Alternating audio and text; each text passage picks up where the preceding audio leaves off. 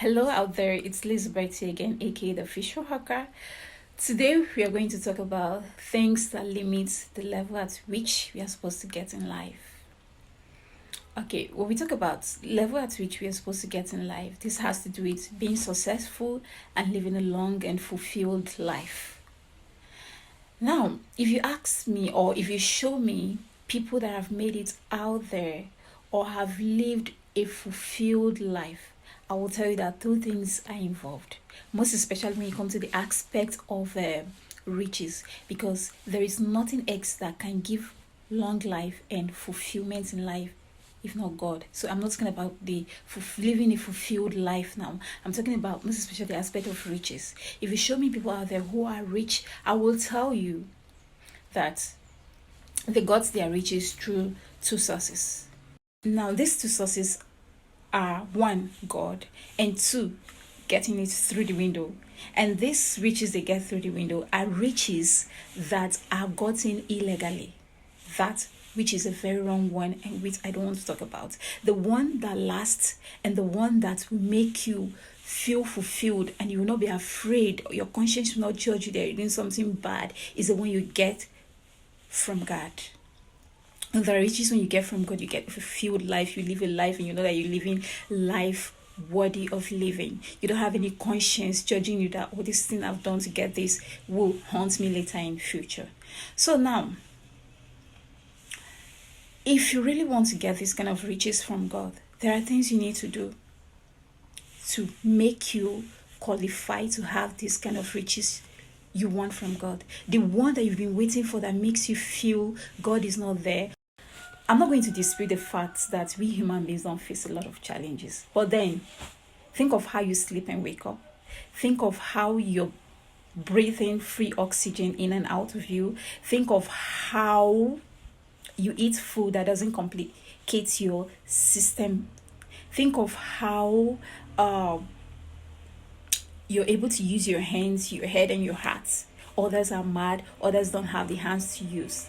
Think of how God has helped you to be able to watch this video so that you know more about Him, so that you know more about life. Think of those things. There are things, as human beings, you can tell me that there are things you have never experienced any good things in life.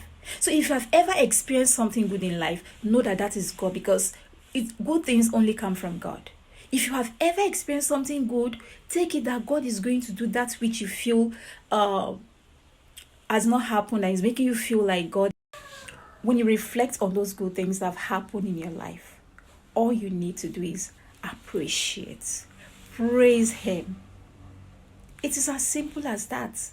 If you don't understand what this praise is all about, let me use the human being, with the human beings, how appreciation means to us.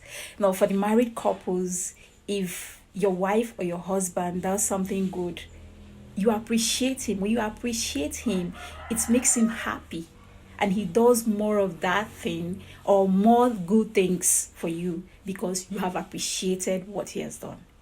When you appreciate, you show your appreciation. You do those things that will make your spouse happy.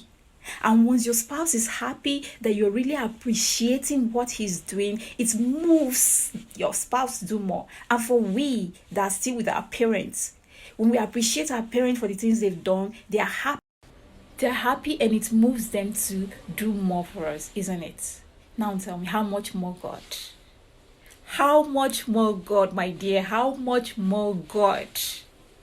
You know, God is merciful, God is loving. If we ever know the love of God and the love God has for us, we will not doubt Him. We will always pour our hearts, we will always praise Him for the little ones He's done, and He will always do it for us. God is there. He just wants you to know that He's there. By appreciating Him for the little ones that have happened, so that the bigger ones will come. Learn to appreciate God. Praise Him. Baba, thank you for the things you've done. Thank you for what you have been doing since the day I was born till now. Thank you for this. If you wake up to see every day, learn to thank God so much, because a lot of people went to bed last night and couldn't see the next day. So learn to appreciate God always. So always thank God for what He has done. The reason why I talk about God this way is because I am a living testimony. I have tested of God's goodness and I trust his powers. I have not been to where I want to be, but I thank him so much for the level at which I am now, because I believe that it's going to take me to that level which I want to be.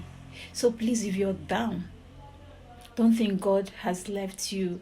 Don't think he doesn't know what is going on. God is always there. He's always there. He knows everything. He's the one that created you. God brought you into this life.